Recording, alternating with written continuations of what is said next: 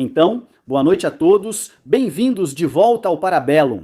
Sim, estou começando um pouco mais cedo, depois a gente acerta tudo de uma vez. Quando eu me atrasar, enfim, nas próximas lives, a verdade é que tenho um monte de coisas para fazer amanhã.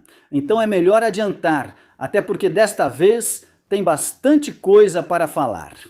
Se vocês se lembram, 10 dias atrás, 2 semanas atrás, fizemos um short onde dissemos que o conflito no Oriente Médio obviamente teria repercussões sobre o que está acontecendo na Ucrânia.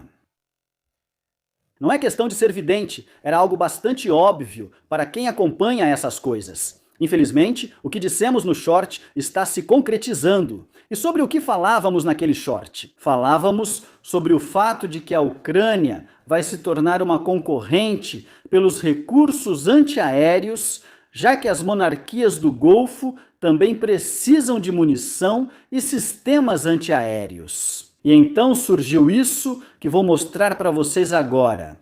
Depois, precisamos ver se isso vai se concretizar ou não.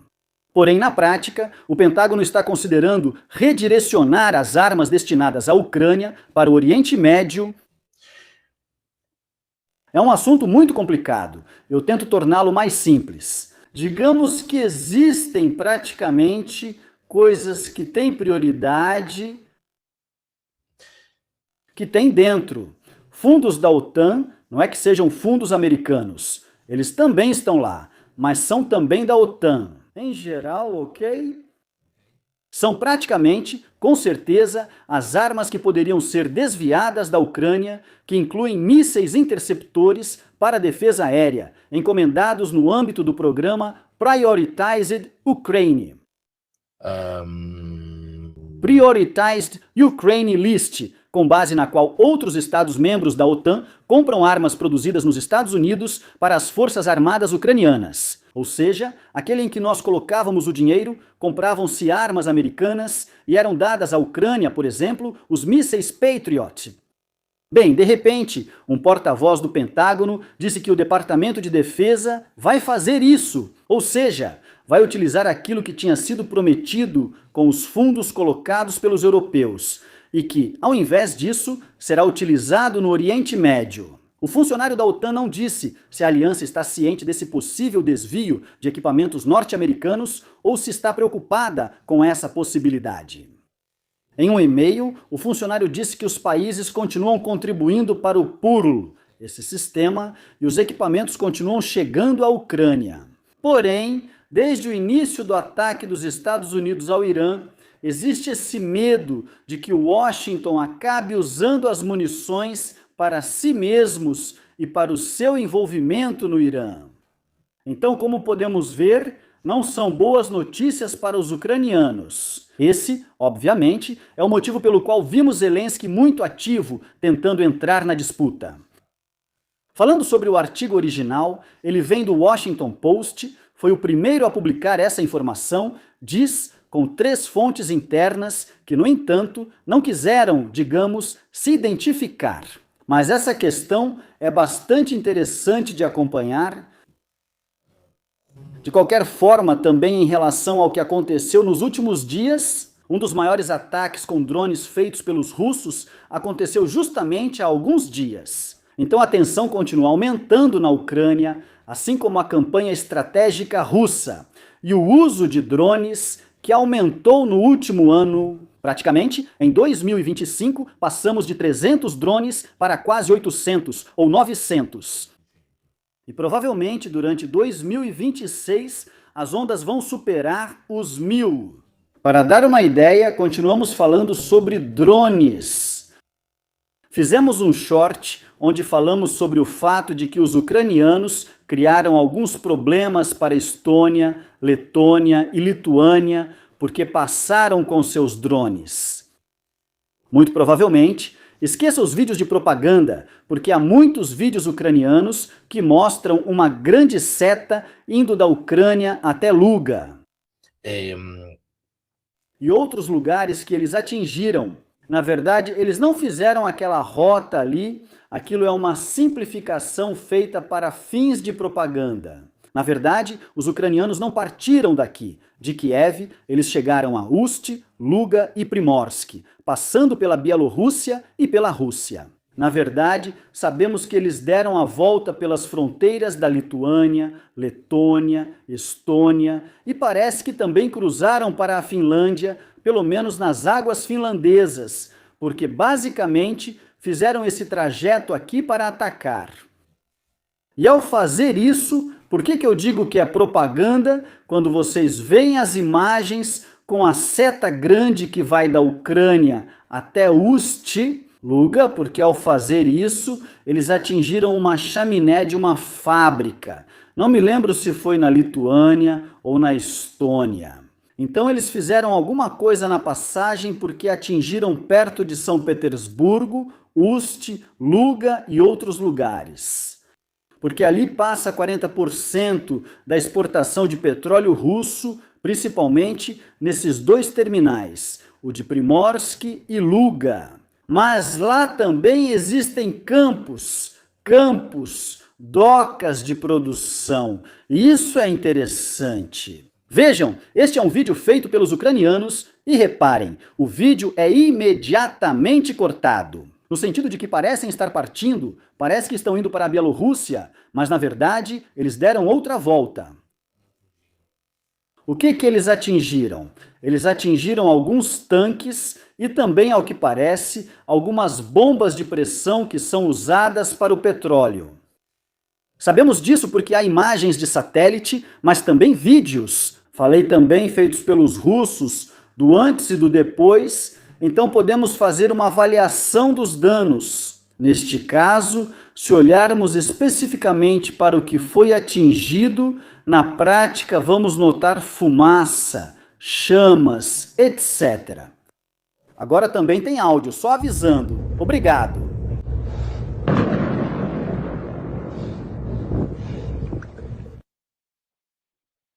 Foram atingidos em algumas áreas, especialmente portuárias, no que diz respeito a Primorsk e Luga. E depois, isso foi durante a noite, e depois vimos os danos. Sim. Mas dá para ver claramente o dano causado. E principalmente temos as imagens de satélite de antes e depois, onde dá para ver a comparação. Aqui, eles atingiram praticamente 5 tanques, que aliás ainda estão queimando, porque as imagens do NASA Firms mostram que ainda está tudo atingido. Depois, aos poucos, as notícias começam a chegar, e também se percebem outras coisas. Eles não atingiram apenas Ust-Luga e Primorsk, mas também atingiram o local onde estava sendo construída uma embarcação. Que tipo de embarcação? Enfim, essas são outras imagens, essas são de Ust-Luga, são de hoje. Como você pode ver, ainda está tudo com fumaça preta. Então isso significa que ainda está tudo em chamas, tudo foi atingido. No meio do que está acontecendo entre Irã, Israel e Estados Unidos, faz outra coisa. Hoje talvez um atentado. Uma refinaria americana foi atingida, não se sabe se foi um acidente, mas é muito suspeito porque realmente soa muito estranho que tenha acontecido um acidente na América. Coincidentemente, uma refinaria importante, no momento em que está acontecendo o que está acontecendo no Oriente Médio. Até porque, vendo assim, pelas imagens, mas depois, quando eu tiver mais tempo, vou passar isso para alguns especialistas, digamos, em explosivos, percebe-se que o dano parece ser de dentro. Para dar uma ideia, como se pode ver, é no mínimo curioso que até os americanos tenham esse tipo de acidente, sabotagem. Não se sabe, mas principalmente em um momento como este, é um pouco estranho. Que na refinaria Valero de Port Arthur, uma grande instalação de refino que produzia 415 mil barris por dia, De repente ocorre uma explosão interna. Percebe-se que tudo o que estava lá dentro é lançado para fora. Isso é típico de uma explosão, de uma deflagração. É um pouco estranho, sabe, que isso aconteça justamente em um momento como este.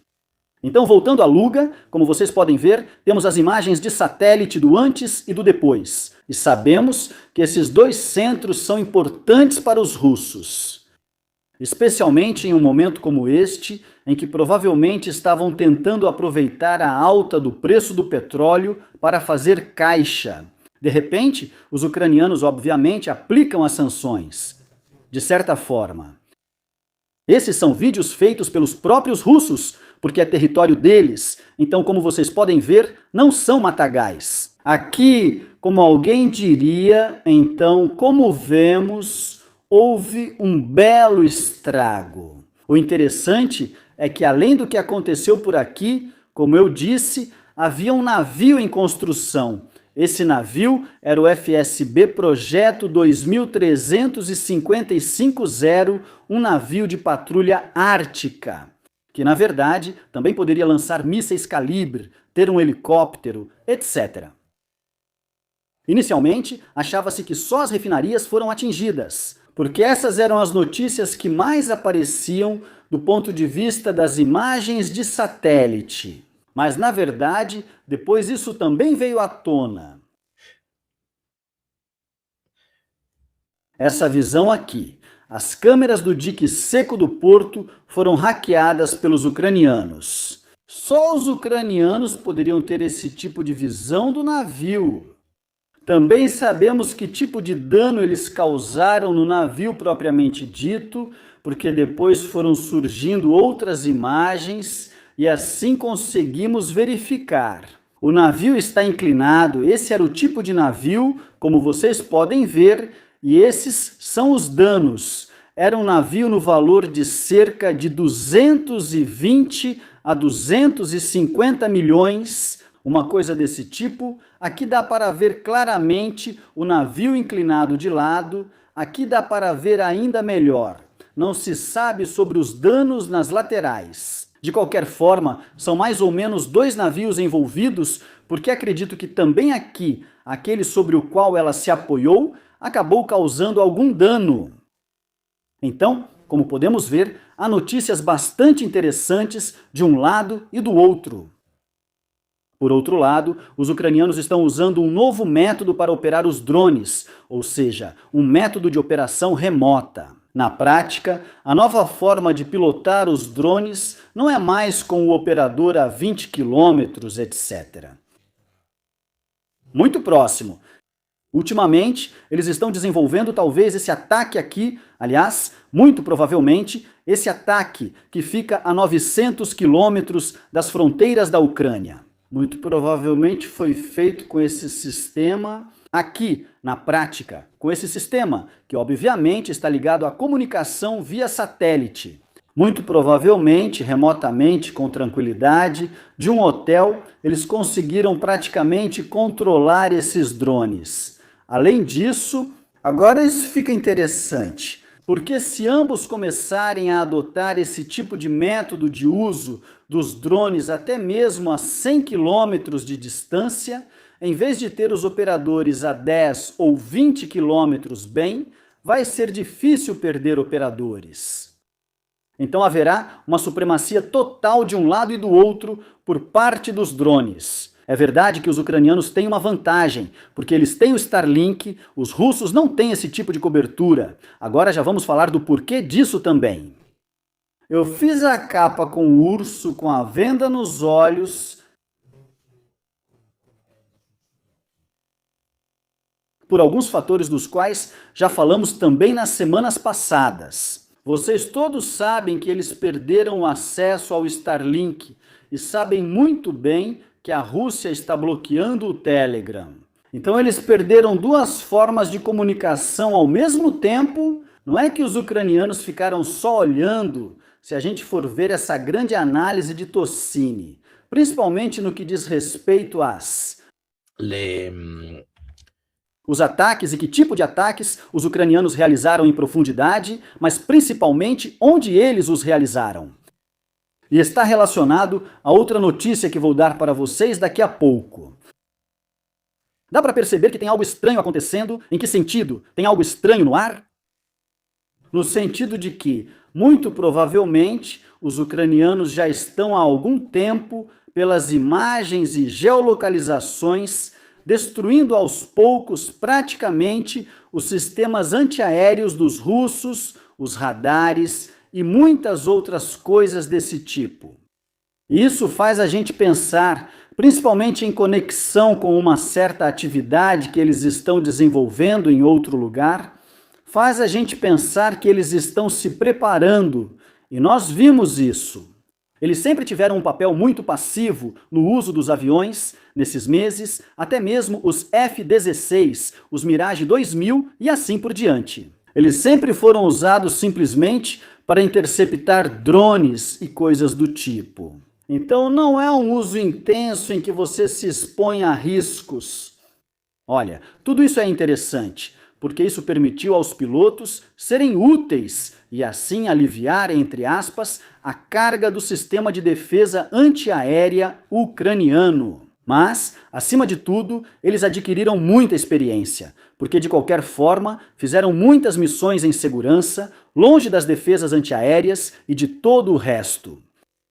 E na minha opinião, isso permitiu que eles adquirissem uma certa experiência. Claro, eles ainda não podem desafiar o poder aéreo russo, mas com certeza já podem começar a fazer alguma coisa se eles criaram áreas, digamos, onde existem brechas que eles mesmos criaram, não brechas que aconteceram por acaso. E agora vou mostrar isso aqui, que é muito interessante, porque nos dá uma ideia do que eles fizeram.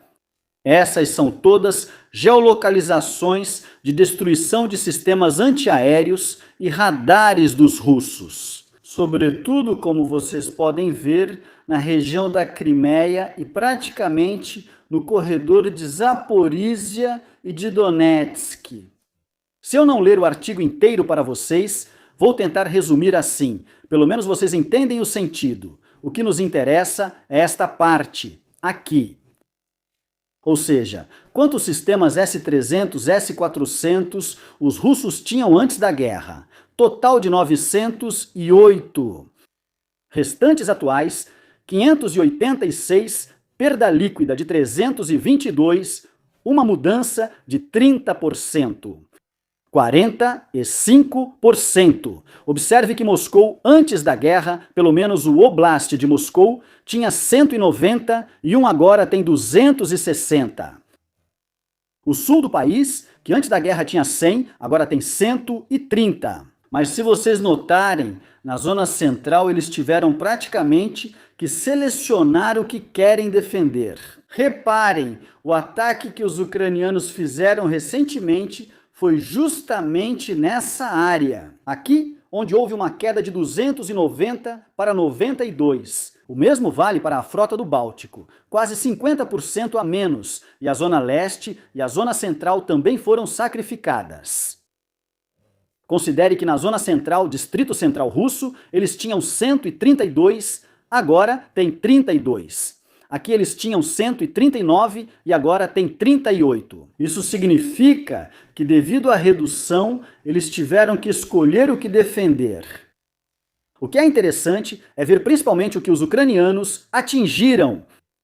Eles atingiram sistemas Buk, então defesa de curto alcance, sistemas Tor, sistemas Pantsir, Tunguska, Strela. Radares. Muitos radares S-400. Você pode ter uma bateria linda de S-400, mas se não tiver o radar, são só pedaços de ferro. Radar S-300, S-400 e outros lançadores. Como vocês podem ver, é uma escolha cuidadosa para atacar. E existem todos os vídeos relacionados que vocês podem conferir, depois eu passo o link. O que é interessante em tudo o que está acontecendo é principalmente isso. A destruição dos sistemas de radar e de guerra eletrônica russos. Eu lhes asseguro que são sistemas muito caros, difíceis de substituir e que exigem pessoal especializado. Sim, Leningrado seria São Petersburgo, vai entender. Então é interessante ver que o número de radares destruídos é muito alta. Isso significa que eles estão tentando cegar os russos, especialmente na região da Crimeia e no corredor de Zaporísia. Aqui também há a divisão por tipo: defesa antiaérea de longo alcance, ou seja, defesas antiaéreas de longo alcance, de médio alcance e sistemas de radar de alerta antecipado ou de direcionamento. Porque tudo isso é bastante interessante. Aqui vocês encontram todos os outros dados, podem ver as imagens de satélite. Porque se você conecta isso também ao ataque à fábrica Cyberborosho, que por acaso produzia peças justamente para esse tipo de sistema, então microeletrônica, etc. E se conectarmos tudo isso, especialmente à recente notícia de uma atividade em comum por parte da Força Aérea Ucraniana. Isso nos faz pensar que, muito provavelmente, eles vão querer tentar fazer algo com essa força aérea. Essa é a ideia principal. Eles criaram pelo menos as condições em algumas áreas para talvez conseguir fazer alguma coisa. Forças ucranianas estão conduzindo um número muito elevado de missões de treinamento, especialmente no Oblast de Ternopil. Então, obviamente, eles também receberam outros aviões e por acaso circulam muitos vídeos gravados pelas pessoas mostrando a atividade desses aviões. Aliás, uma delas era essa: mas você é um filho da puta. Aqui dá para ver um F-16 ucraniano indo abater um drone. Esse é o drone Beran russo que dá para ouvir passando. O F-16 ucraniano.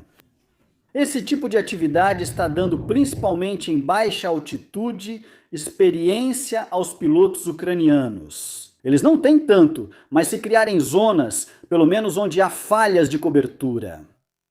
Talvez vejamos um certo tipo de atividade, até ofensiva, além daquela passiva que vimos até agora. Então vamos ficar de olho nisso. Digamos que conectar todos esses dados nos diz alguma coisa. No mais, como eu disse, o motivo da capa é todas essas coisas juntas. Eles estão cegando os russos em termos de radares e de defesas antiaéreas. Os russos estão se cegando sozinhos com o Telegram e depois foram excluídos do Starlink. Os russos ficaram só olhando? Obviamente não. Consultei Marco Bussi e ele me disse que, honestamente, considerando o número de satélites que estão lançando, eles não podem nem de longe fazer o que os ucranianos fazem. Com o Starlink, para vocês terem uma ideia, ultimamente descobriu-se que os russos lançaram 16 satélites em órbita baixa e estão tentando criar praticamente o seu próprio mini Starlink. Até porque eles não precisam disso em todo o globo, só precisam em uma determinada região. Mas ainda são realmente poucos para ter uma cobertura de verdade. Então, como vocês podem ver, eles estão tentando contornar o problema que tiveram com a exclusão da Starlink. O outro, eles mesmos criaram, ou seja, o da censura, ainda está no Telegram. Esse buraco informativo, junto com a atividade ucraniana, faz pensar, enfim, que algo pode acontecer. Principalmente vimos nos meses de janeiro, mas especialmente fevereiro foi o pior mês do ponto de vista dos avanços russos desde 2024, praticamente. Então isso significa que teve um grande efeito, além do frio, etc., que desacelerou todo mundo um pouco. Porém, do ponto de vista dos avanços, fevereiro foi o pior mês para os russos desde o início de 2024. Na prática, então, é interessante ver se é uma combinação de muitos fatores que tem um peso. Qual é o peso do fator Starlink, do fator Telegram ou da atividade ucraniana? Eles não destroem apenas radares e sistemas antiaéreos, mas também, com muita frequência, antenas individuais, repetidores individuais, etc. Por isso, vemos uma frente. É um mês bastante lento, então, como vemos, os russos estão tentando contornar essa situação. 16 não são suficientes, mas é um começo da parte deles. É algo que precisamos acompanhar para ver se começará a ter efeitos a longo prazo. Vamos falar um pouco também sobre a situação dos russos com a rede russa deteriorada. Eles poderiam perceber, poderiam fazer algum ataque, porque nós demos algumas bombas guiadas para eles. Normalmente, eles usavam em Tetikino, ao norte de Sumy, etc., lançando-as um pouco como bombas planadoras a algumas dezenas de quilômetros. Mas era realmente pouca atividade. Nós os vimos bombardear as pontes naquele período, mas sempre era um ataque de bate e foge. E tenta de agir sempre em uma zona de segurança. Talvez com o que está acontecendo agora, eles tentem fazer algo a mais, ou de qualquer forma, deixam os russos com menos margem nesse sentido. Aproveito também para lhes dar uma atualização sobre o aplicativo que estamos desenvolvendo, ou seja, o aplicativo com inteligência artificial. Ela categoriza as fontes e dá indicações se a fonte é verdadeira, sua confiabilidade, dividindo-as por tipo. Então, se é uma informação aeronáutica, naval, de alianças ou coisas do tipo, estamos trabalhando nisso, estamos em beta interna. Na verdade, talvez mais um alfa do que um beta. Vamos trabalhar em uma forma de tentar incluir também a comunidade. Pensamos em algumas coisas, como dar uma certa quantidade de chaves, especialmente para as pessoas que se esforçaram no meu Telegram para postar, publicar notícias, desmentir boatos, etc. E então, durante uma conversa, tive uma ideia, quer dizer, me lembrei de algo. O programa 7, vocês se lembram? Busca por inteligência extraterrestre, tinha um programinha. Como esse negócio é muito pesado até pra gente, dificilmente conseguimos passar de um certo número de usuários, a menos que consigamos arrecadar algum dinheiro. Ou a menos que consigamos fazer, ou pelo menos em parte, distribuir a carga de peso, tipo set home. Então, qual é a ideia? Estamos fazendo um pequeno software que as pessoas poderão instalar em casa, para o qual, obviamente, definimos um limite, de modo que não use mais do que 10 a 15% dos recursos do seu computador e da placa de vídeo. E assim vocês podem ajudar a nossa inteligência artificial a classificar as fontes.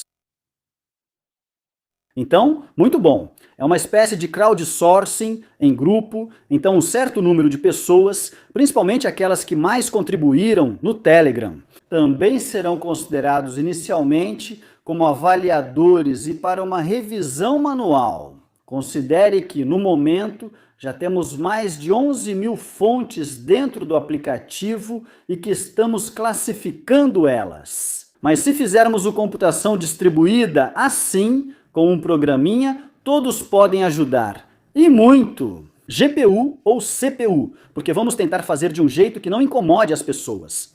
Depois, talvez tenham nerds como eu que vão deixar o computador ligado para nos ajudar. Mas isso vai nos permitir hospedar mais usuários, porque considere que só de passar dos 5.000 já temos custos enormes. Com esse sistema, se a comunidade ajudar, quando saírem de casa, podem deixá-lo ligado por algumas horas. Não precisa ser o dia todo. Uma coisa dessas, né, se for falada, eu digo logo, se vocês entendem dessas coisas, etc., LLM ou computação distribuída e querem ajudar, me escrevam por e-mail e eu vou encaminhar vocês diretamente para a equipe técnica. E se eles virem que vocês são bons, e podem ajudar, serão bem-vindos. Qual é o outro? Se vocês forem. Na descrição, coloquei o link tanto para o site do app, onde publicamos as atualizações, quanto para, caso queiram enviar sua inscrição, digamos assim, para contribuir ou ajudar. Também do ponto de vista. Do ponto de vista técnico, garanto a vocês que isso é realmente interessante. Porque assim, enquanto estávamos conversando, me veio à cabeça: caramba, mas e se a gente usar computação distribuída, em vez de comprar um mega servidor e pedir ajuda para as pessoas? E então me veio à mente aquela coisa antiga do SET e basicamente trouxemos isso de volta. Eles trabalharam dia e noite nisso e vai ser algo interessante. De qualquer forma, obrigado. Aqui vocês podem acompanhar o site do Ozint Intelligence. Então, como vocês veem, vamos envolver vocês tanto do ponto de vista técnico quanto dos feedbacks, mas principalmente, se puderem ajudar com a computação distribuída, vocês também farão parte. Também haverá um ranking, então haverá uma pontuação. Para aqueles que ficarem em primeiro lugar, vamos inventar alguma coisa, talvez façamos uma live com os 3 principais colaboradores. Nesse sentido, ou vamos jantar comigo, ou algo assim.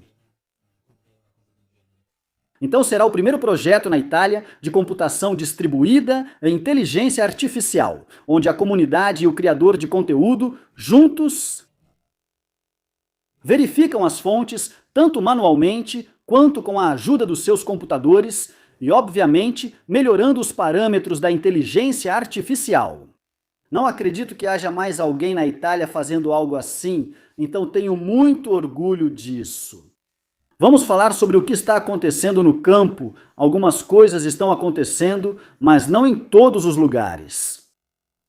No campo de Vovchansk, como vocês podem ver, as setas vão para cima e para baixo. Houve infiltrações russas em direção a Vilcha e houve contra-infiltrações ucranianas. Na prática, não houve uma grande mudança na situação, até porque não houve reforço de unidades de um lado ou de outro. Ao norte de Kupiansk-Vovchansk, os russos continuam a expandir essa faixa de terreno que fica junto à fronteira entre a Ucrânia e a Rússia. No entanto, apesar de terem acumulado algumas unidades na área, como pode ser visto, alguns regimentos e até uma divisão motorizada. Não está acontecendo muita coisa. Vale notar que, enquanto isso, os ucranianos, devagar e em silêncio, estão cavando toda uma série de sistemas de trincheiras, valas antitanque, etc. Kupiansk. Tanto que não se fala muito de Kupiansk, porque não aconteceu muita coisa lá. Existem infiltrações russas de leste para oeste, mas no final, nada de definitivo. Pouca atividade, honestamente, de um lado ou de outro, até porque, vamos ver. Os russos moveram várias unidades, principalmente em 3 direções, a de Siversk e Liman, em geral, a do Donetsk e, obviamente, a de Zaporizhia, retirando recursos de outras frentes e, assim, diminuindo o potencial de ataque. Essa é uma visão mais ampla da situação ao redor de Kupiansk. Depois, os russos se expandem, chegaram até a ponte em frente ao Oskil, mas ainda resta esse estrangulamento que está sendo cada vez mais disputado por eles. A parte mais interessante, no entanto, aconteceu em Liman. Alguns dias atrás, houve uma tentativa mecanizada russa com cerca de uma centena de veículos entre BTR-80, BTR-80A, Quad, motos e de tudo um pouco. Eles tentaram basicamente 2 coisas. Uma foi atacar a represa atrás de Lyman, o que é interessante. Tentando isolar, como vocês podem ver, isso se chama shaping, ou seja, eles estão tentando isolar os pontos de ligação por onde os ucranianos trazem reforços. Então, a estrada de ligação entre Liman e Sloviansk Fica ao noroeste a ponte que ligava Jampil à área mais ao sul. Então, como podemos ver, eles estão se esforçando. Este mapa que eu recomendo, pelo menos para esse tipo de geolocalização, é um mapa que permite que você veja até mesmo uma única perda. Então, quando alguém diz, não é verdade que os russos perderam este ou aquele lugar. Agora vou mostrar para vocês, eu só tirei um print, mas se vocês forem lá e abrirem, de cada veículo que eu vou mostrar até em vídeo, tem as perdas registradas. Isso significa que se vocês clicarem ali, tem a fonte, vem o mapa. Aqui, se vocês clicarem aqui no pontinho, vocês podem clicar diretamente na fonte. Então tem todos os vídeos relacionados, depois tem uma montagem. De qualquer forma, a tentativa russa era basicamente de contornar os ucranianos na área de Kaldini, pela retaguarda de Liman. E além disso, vamos ver, eles também atingiram uma represa para tentar isolar o setor. Como foi o ataque? Como todos os ataques mecanizados desta guerra, conduzidos honestamente por ambos os lados, este é o ataque propriamente dito. E, como vocês podem ver, os ucranianos sabiam disso muito bem e por isso estavam esperando por eles com drones. Os russos são obrigados, obviamente, pelos campos minados, a seguir apenas certas estradas bastante restritas. Por que estou contando isso? Porque um ataque com 20 veículos, 30 motocicletas e um quadriciclo muda o destino desta guerra. Não, mas simplesmente porque nos últimos meses praticamente não se viu quase nada do ponto de vista mecanizado. E muitos se perguntavam se haveria um retorno a esse tipo de atividade. Como vemos, não é lá essas coisas. Praticamente não leva a nada, então eles precisam inventar outro método para conseguir fazer alguma coisa. Isso também vale para o outro lado. Não é porque os ucranianos pegam 20 blindados, se alinham e tentam avançar que teriam um destino diferente. Infelizmente, os drones, como vemos, não dão chance de escapar. Eu não sei por que insistem em usar essas táticas, quando é óbvio que isso é contraproducente e desmoralizante. Imagino que seja assim para todos que participam disso.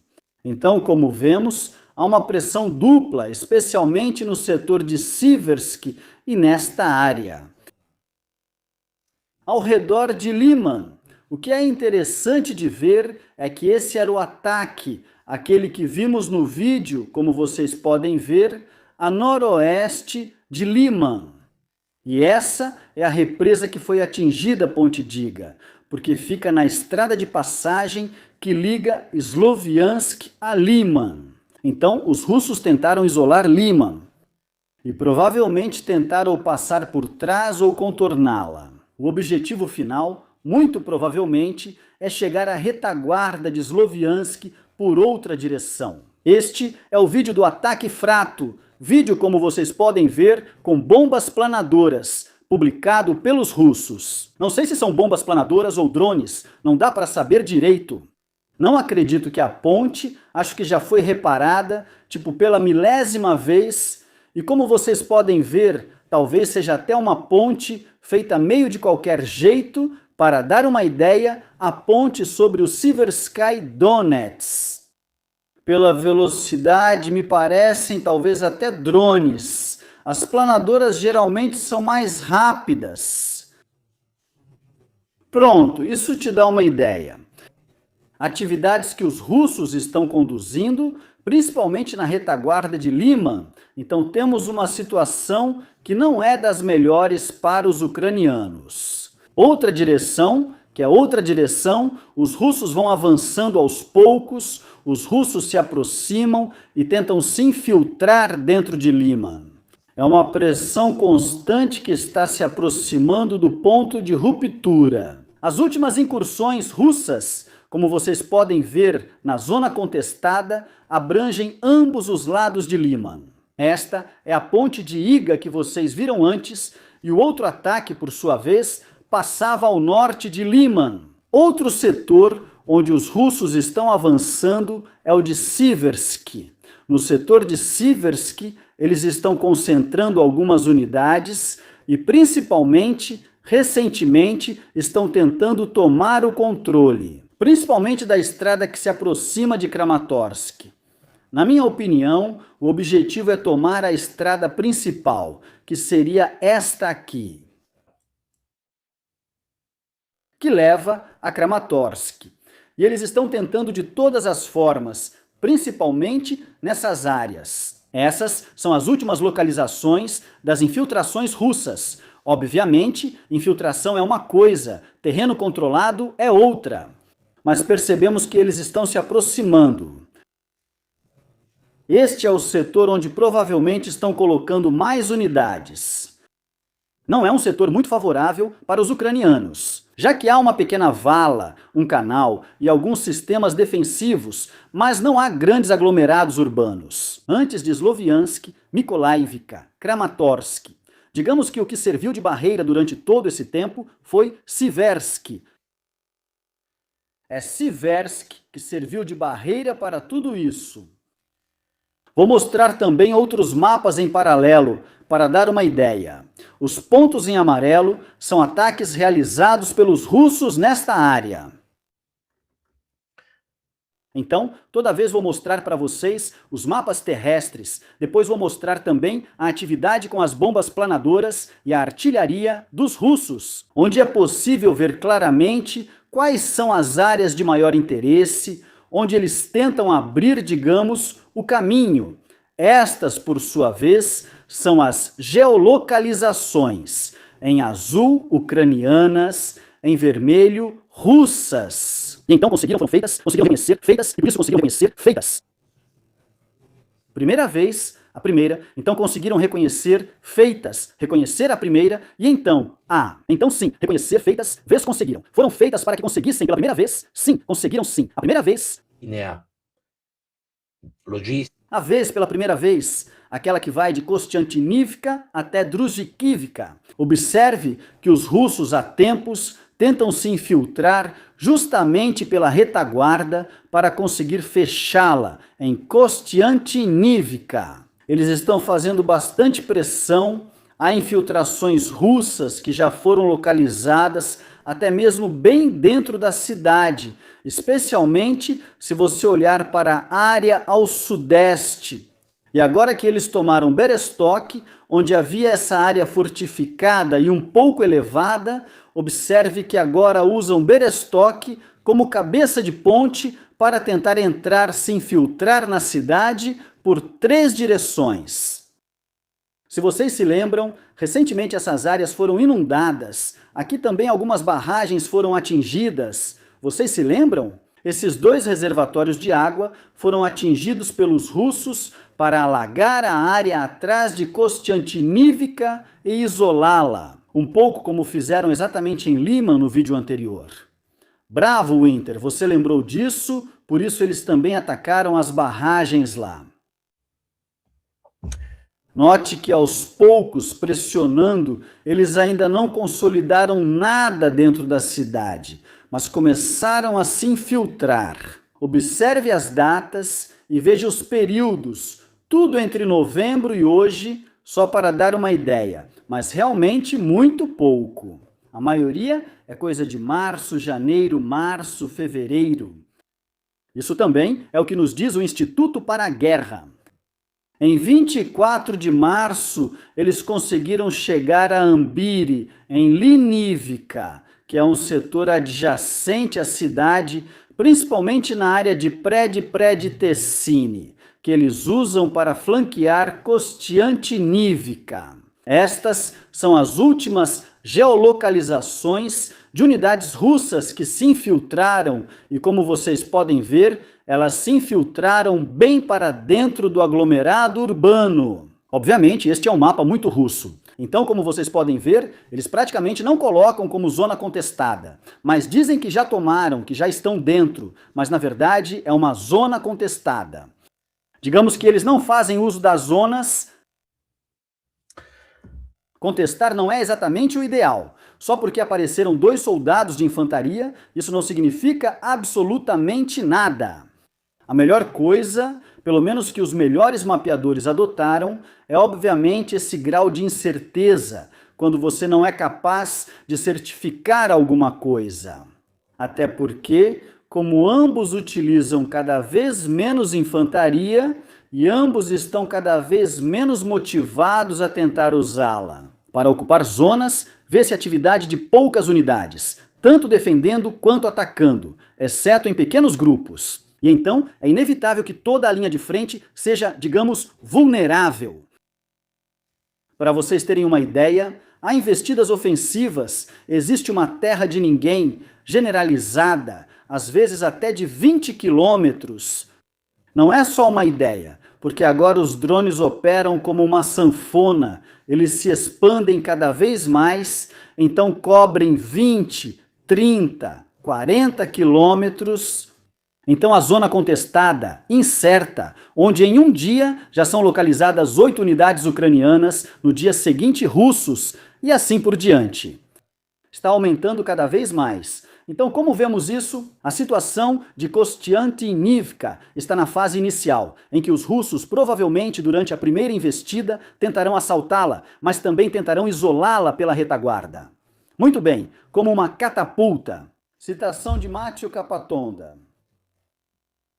Vamos agora para a região de Pokrovsk e Kresiny. Quanto a Pokrovsk, como vocês sabem, já faz um bom tempo que concluíram a tomada da cidade e agora estão avançando em direção a Kresiny. E ultimamente conseguiram consolidar o controle da cidade, pelo menos da maior parte dela. Como vocês podem ver, Pokrovsk agora está completamente sob controle russo, assim como Mirnograd, parte de Rodinsk, mas principalmente agora eles conseguiram entrar em Kresiny. Se vocês se lembram, na live anterior, Kresiny estava sendo submetida a um bombardeio alucinante de bombas planadoras.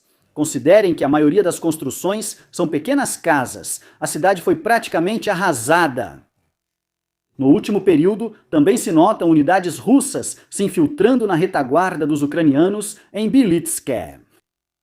Então, como vocês veem, esse saliente, além de Pokrovsk, Kresiny, Rodinsk e Bilitsk, não é exatamente o melhor lugar para se viver, certo? Para as unidades ucranianas, que estão na área, provavelmente deveriam se reposicionar nas proximidades de Dobropilha, que antigamente também era o centro de comando da região. Para os ucranianos, essas são as últimas geolocalizações. Quanto aos russos, por aqui, que como vocês podem ver, praticamente já tomaram toda Kresiny, fica mais complicado para eles avançarem depois. Porque, como vocês podem ver, há esses espelhos d'água, muitas estradas e campos com realmente pouco terreno para aproveitar. Então, como vemos, há um pouco de atividade. E é interessante notar que a maior parte da atividade ainda é baixa. Quero mostrar para vocês uma coisa interessante do ponto de vista estatístico do que vimos nos últimos 3, 4 meses de guerra. Ou seja, o fato de que, olhem as cores então, quanto mais escura a cor, menos unidades havia desse lado da frente. À medida que vai ficando mais claro, há mais unidades naquele setor. Ok. Tipo, o branco é março de 2026. O bege é mais ou menos entre setembro e janeiro. Setembro de 2025 e janeiro de 2026. Se vocês notarem, dá para ver pelas barrinhas brancas mais altas. A maior parte das unidades russas foi deslocada para os setores de Kramatorsk. Então toda a região de Siversk e Donetsk e Zaporizhia, esses são os setores principais. Kupiansk era assim até mais ou menos outubro ou novembro do ano passado. Então vemos uma concentração de recursos, principalmente em Donetsk. Estas são as brigadas russas. Estas são as divisões russas. No geral, está acontecendo mais ou menos como a gente dizia no começo da live. Sobre as antiaéreas, que tinham 900 no início da guerra, agora tem menos de 300 e por isso começaram a empregar menos delas. Em alguns setores, também aqui há uma racionalização das forças, um agrupamento em relação a algumas áreas. Portanto, sabemos pelos bombardeios, pelas tentativas com as tropas mecanizadas e por esses agrupamentos que, com certeza, o ponto sobre o qual os 3 pontos onde os russos vão pressionar mais na primavera e verão são Kostiantynivka, Liman, Kramatorsk, Sloviansk. Provavelmente a ideia é chegar ao cerco da cidade. Então é interessante ver que isso está acontecendo. Essa manobra está em andamento. Pouco ou nada em relação à região de Sumy, e provavelmente estão tentando economizar em outras áreas que se tornaram menos ativas. Digamos que, se fosse preciso fazer um quadro da intenção geral russa, no momento, a ideia é essa: tomar Kostiantynivka pelos 2 flancos, chegar a Druzhivka e, principalmente, tentar tomar esta estrada para chegar o mais rápido possível a Sloviansk. Por que Sloviansk?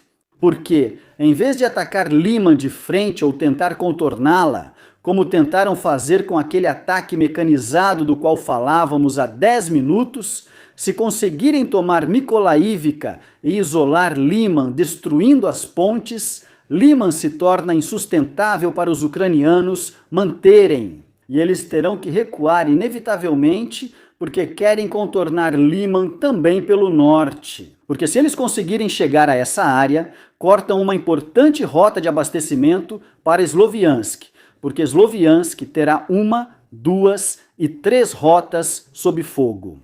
Isso significa que todos os drones russos que conseguirem se posicionar, os operadores de drones, nessa área, basicamente atacarão essa rota logística. Então tudo ficará muito centralizado e sob fogo. Esse é pelo menos o objetivo russo para 2026 na região: tentar conquistar Kramatov, Sloviansk, Kostiantynivka e Liman. Parece que todas as forças, ou pelo menos estão dando prioridade aos esforços ofensivos nessas áreas, são essas. Então vamos ver o que eles vão fazer. Por enquanto tudo está muito lento. Se olharmos para os avanços que aconteceram durante esse período, percebemos que foi o pior período dos quase 2 anos consecutivos de ofensiva russa. Aqui dá para ver como era o ritmo do avanço em quilômetros quadrados em outubro de 2023. Durante todo o ano de 2024, eles continuaram na ofensiva. Eles retomaram em maio, junho, como dá para ver, de 2025, depois seguimos para os meses de inverno, novembro, dezembro, março. Culpa também do clima, culpa da Starlink, culpa do Telegram, culpa de vários fatores. Mas é interessante ver que não estavam tão ruins quanto em março de 2026. Praticamente como em dezembro de 2023. Ou seja, para dar uma ideia, fazia desde aquele período que eles não tinham tão poucos resultados. Isso é interessante e também é interessante mencionar, parabéns por lembrarem, a questão do aumento da oferta comercial de recrutamento. Mas não se via um avanço territorial tão pequeno desde dezembro de 2023. Veremos o que acontecerá a seguir. Então, como podemos ver, eles continuam, de modo geral, ganhando terreno. Em quase todos os lugares, mas com uma lentidão que não se via há 2 anos. Então, é uma combinação de várias coisas. Até mesmo o frio intenso que houve não ajudou em nada a atividade ofensiva russa. Di Gulyaipole. Considere também que os ganhos territoriais foram prejudicados por aquela contra-infiltração ucraniana, que depois conseguiu consolidar parte do terreno e criar outras zonas disputadas. e que aos poucos foi erodindo cerca de 200 quilômetros quadrados de território que se considerava erroneamente consolidado pelos russos. Então essas coisas também precisam ser observadas. Vou mostrar para vocês que alguns mapeadores, incluindo um que é notoriamente muito generoso com os russos, ele também e outros começaram a constatar o que aconteceu na região, especialmente ao norte de Juliai-Poli. E então, enfim, eles reconheceram que, ok, não é uma contraofensiva ucraniana, mas mesmo assim, esses contra-ataques retomaram algumas vilas. E, inevitavelmente, a zona contestada recuou um pouco, depois eles retomaram outra vila, e novamente a zona contestada recuou mais um pouco.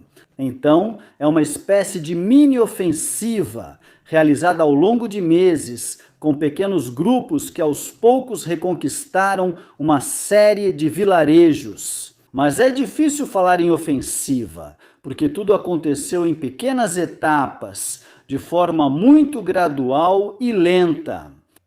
Mas o efeito final, no fim das contas, foi que eles retomaram um total de 19 vilarejos, se não me engano, e um pouco de território.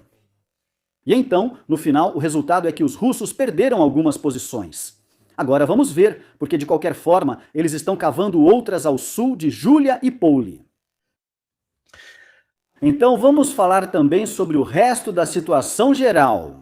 Digamos principalmente no que diz respeito à área de Ternuvati, que é a área um pouco mais Os mapas que nos mostram principalmente as atividades de bombardeio nos dão uma ideia de onde os russos estão prestes a agir. Vocês lembram que eles passaram por Kresiny, Trapokros, Mirno, Harad, etc? Aqui, olhem bem. Em vermelho estão os bombardeios até o final de 2025. Em amarelo, os de 2026. Já dá para entender para onde eles estão mirando? Olhem a região de Udatsny. Obrigado. Então a gente também acompanha essas coisas aqui para entender um pouco qual é a atividade. Esta é Pokrovsk. Essa era a região de Udatsny. Eles subiram exatamente por essa área de bombardeio, então aqui é realmente intenso. Cada pontinho é uma bomba planadora, não é pouca coisa. É realmente uma atividade impressionante. Então vemos a área onde os ucranianos conseguiram aos poucos, com pequenos contra-ataques, retomar várias vilas. Então eles moveram, como dá para ver, a zona contestada. Isso é interessante, porque enquanto os russos tentam novamente, com outras infiltrações por sua vez, avançar para o oeste, além de Ternuvati. Os ucranianos estão tentando chegar pela retaguarda da posição russa de Kuliai-Pol. Isso é interessante porque, se os ucranianos conseguirem chegar ao redor desta área, ou seja, entre Berezov e principalmente aqui, eles isolam os russos. Por essa estrada que, como vocês podem ver, de Velika Novosilka atravessa tudo. Só existe essa, não há outras. Transversais, ou seja, de leste para oeste, essa parte vai de Velika Novosilka e desce até Kuliai-Poli.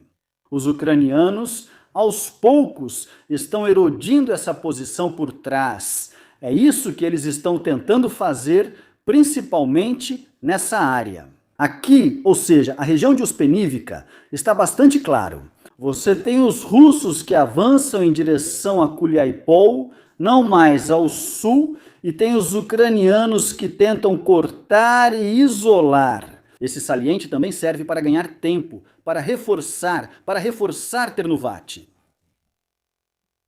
Enquanto isso, os russos que perceberam que mais ao norte de Kuliai-Pol há muita resistência e muitos contra-ataques ucranianos, começaram a mover unidades para o sul de Kuliai-Pol, tentando ganhar terreno do outro lado, porque senão você fica com Kuliai-Pol nesse flanco e acaba encontrando os ucranianos também no outro flanco, acaba. Obviamente, nesta guerra é muito difícil fazer coisas desse tipo, porque tanto os ucranianos quanto os russos se movem realmente em uma velocidade letárgica para deslocar unidades. Aqui dá para ver ainda melhor. Os russos avançam em direção a Ternuvati e a oeste de Kuliaipol, os ucranianos avançam em direção a Spenivka.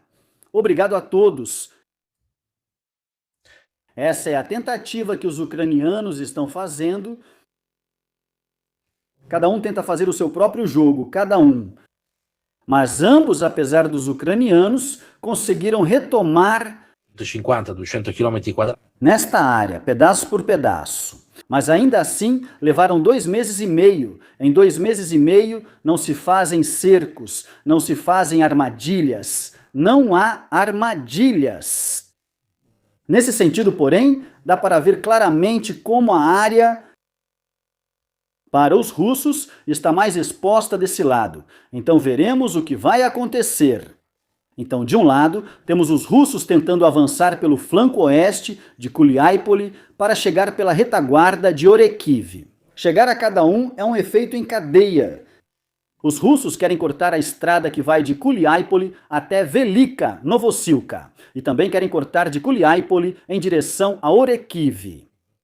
Então, cada um tenta avançar seus próprios objetivos. Na região de Kamiansk, que fica à esquerda entre Orekiv e Dnieper. Ultimamente, houve ataques e contra-ataques de ambos os lados, onde os russos conseguiram chegar até Malokaterynivka. E agora os ucranianos estão contra-atacando em direção a Primorsk. Então, como vemos esse número de unidades, principalmente de infantaria, que seguram a linha de frente ou que atacam a linha de frente? Em grupos tão pequenos ou que seguram o terreno com grupos tão pequenos. Causam esse efeito pêndulo, onde em um dia há uma incursão russa de 10 quilômetros para frente e no outro dia é uma incursão ucraniana. Na verdade, este é um mapa russo e são os russos, neste caso, que geolocalizam a unidade ucraniana nesta área. O que não significa que os ucranianos a tenham tomado, simplesmente que se infiltraram, exatamente como fazem os russos. Note que há uma contradição em termos. Por que esse mapa se chama Creme Caprice? Quando são os russos que se infiltram, vocês veem o ponto vermelho. Essa é a infiltração russa, ou seja, esta aqui, eles já consideram como tomada. Vejam, não há zona cinzenta. Se os russos se infiltram, está tudo tomado.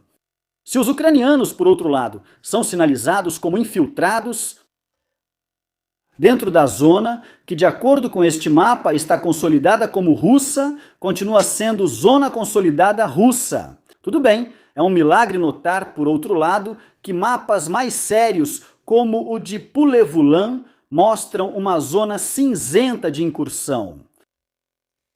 E a zona real de controle, por outro lado, está mais atrás. Se você olhar no meu, é exatamente a mesma coisa. É interessante ver esse duplo padrão nesse momento. Mas eu digo, se você aplica um método e depois ele se volta contra você, você pode fincar a bandeira ucraniana dentro do território que você declara como consolidado, ou seja, é ridículo. Mas o que posso dizer, a gente vive também dessas coisas. Se alguém tem um método, tem que aplicar o método. Ponto. Sempre comunque in ogni caso. Vou mostrar um exemplo de como nós mapeamos o mapa de Orsi. Não é crime caprice. Não sei que mapa ele segue, mas se você usar crime caprice, tem uma confusão danada. Ali você vê a zona consolidada, a zona onde se sabe quem está lutando. E é bastante ampla porque é impossível determinar. Então nada de 2 pesos e 2 medidas para ninguém. Esse é o método. Vale também notar que a maioria dos mapas mostra ou apenas as unidades russas ou apenas as unidades ucranianas. Mapas ucranianos exibem só tropas russas, mapas russos só tropas ucranianas. Acredito que somos dos poucos que mostram todas elas. Nós e poucos outros mapas. Mostramos tudo e sem atrasos para atualizar um lado ou outro. Não favorecemos nem pegamos leve com ninguém, não temos lado nessa disputa. Nesse sentido. Então, meus senhores, tirando essas notícias, digamos, sobre a linha de frente, que não são muitas, como vocês podem ver, porém, ainda assim há todas as notícias sobre os movimentos russos. E também em que área eles indicam. Provavelmente abril, maio, muito mais provavelmente maio, eles começarão a se movimentar. Também há movimentos do Azov.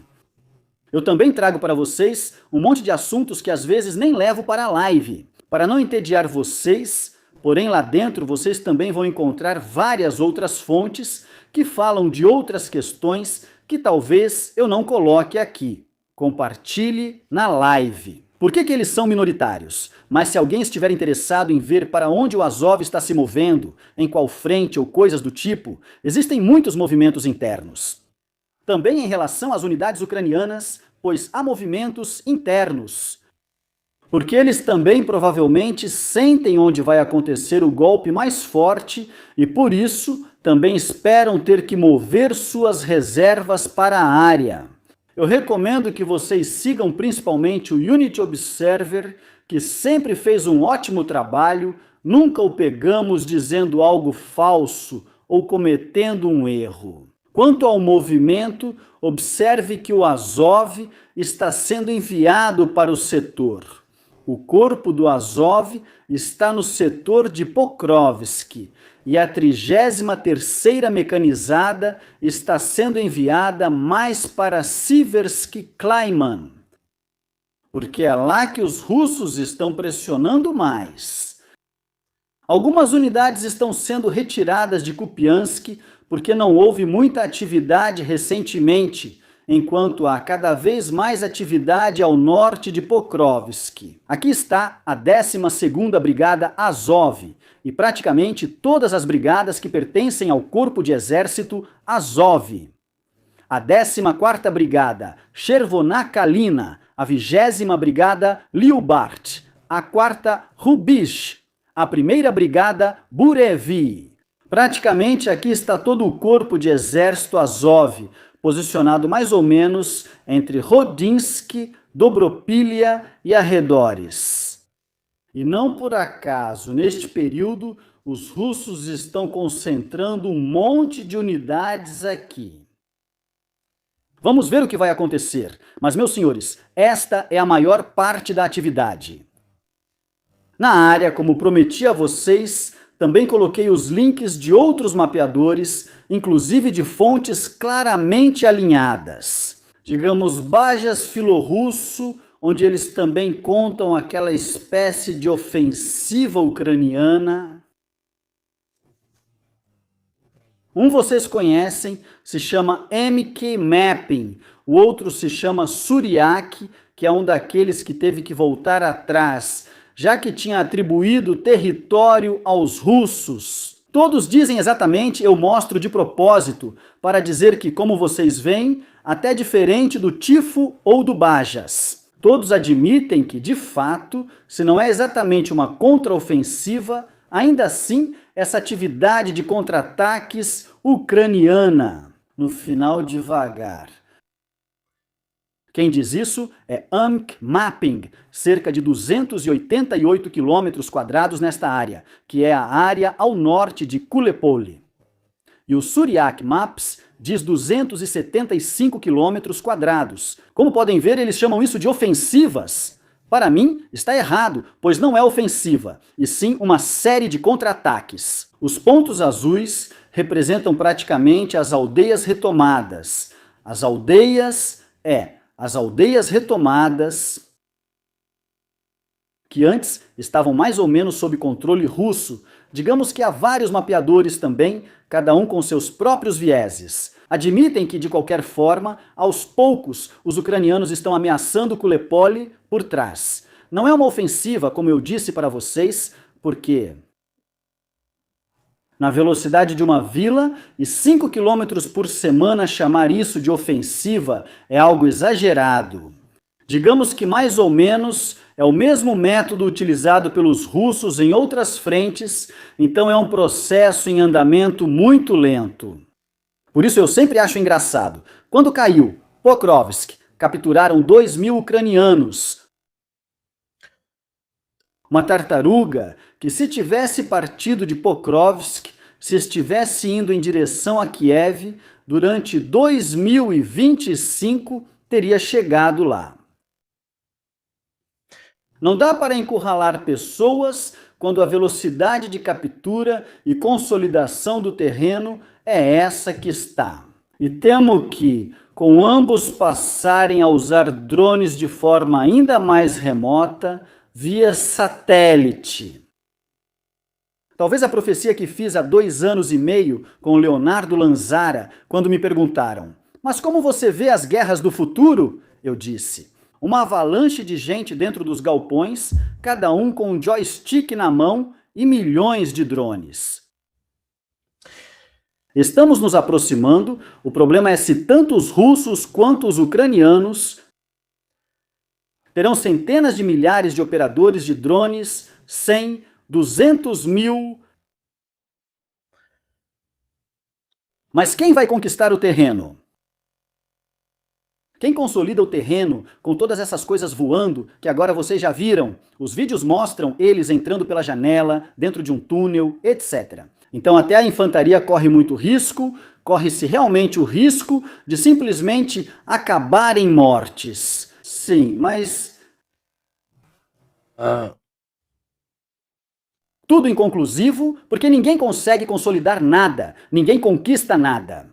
Bastam 10 soldados de infantaria para retomar uma vila, e aí chega um enxame de drones, e então isso continua acontecendo. Aqui vira um impasse mexicano, onde só se contam os números de drones que estão voando, e aqueles poucos soldados de infantaria que arriscam a vida para tentar ocupar uma vila por algumas horas antes que chegue outra onda de drones. Por outro lado, bastante desolador, como perspectiva estratégica para ambos, eis uma guerra contínua, bastante remota, com centenas de operadores de drones. E de vez em quando alguém morre, porque alguém tem que tomar o terreno. Talvez Aludini estivesse certo quando dizia, cerca de 2 anos e meio atrás, que se não se inventar algo do ponto de vista tecnológico, não há como romper o status quo desta guerra. E repito, quem pensa que esta guerra será o modelo das guerras futuras e que será combatida exatamente da mesma forma, não é assim. A guerra entre China e os Estados Unidos seria combatida principalmente do ponto de vista aeronaval. Esta é particular pelas ineficiências de um e de outro. Um exército bem estruturado, com poder aéreo e de mísseis, etc., não chegaria a esse tipo de impasse. É uma peculiaridade causada pelos erros russos do início, que desperdiçaram recursos no primeiro ano de guerra. E então, eles tiveram que mobilizar, se virar, etc., e os ucranianos, da mesma forma, tiveram que se virar para criar um exército em uma situação de emergência. Se ambos estivessem totalmente armados, como se esperava dos russos, voltem à live que fizemos com o Colo Nelo Stirpe.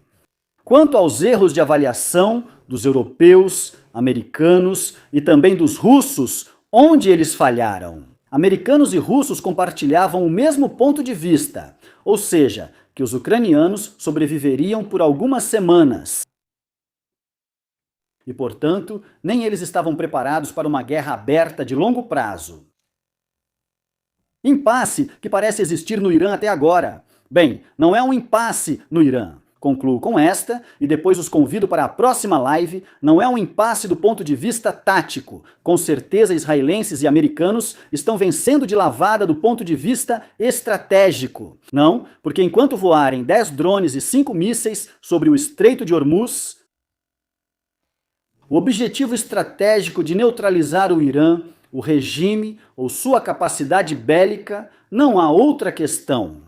Todos os dados, inclusive os últimos que vi justamente hoje, mostram que, mesmo assim, na última semana os iranianos conseguem manter uma média de cerca de 20 a 30 mísseis por dia e cerca de 80 a 100 drones. Esse número não diminui mais. Então, provavelmente, eles adotam a tática de atirar e recuar, ou seja, saem, disparam e voltam. E isso é sustentável a longo prazo. Li um artigo americano onde dizem que destruíram pelo menos 30% dos lançadores, da capacidade produtiva e dos depósitos. Mas também declaram que há outros 30% que não podem ser atingidos porque estão muito profundos e que eles também dispersaram pelo território. O problema é que quando você dá essas porcentagens, 30% mais 30% de quê?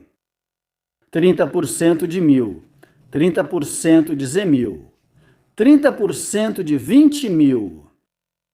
Porque se 30% de 1.000, ok, aí restam 300 mísseis. Mas se 30% de 6.000 tem 20 a 30 mísseis por dia, esses disparam por mais 9 meses. As porcentagens devem ser informadas e contextualizadas. Então é isso, senhores, eu agradeço muito a vocês.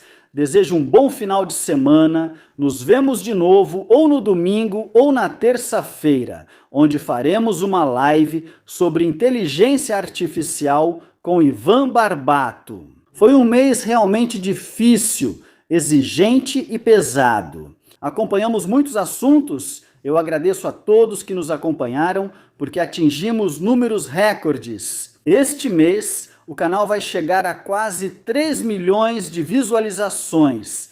Então agradeço a todos pela atenção e nos vemos em breve. Boa noite!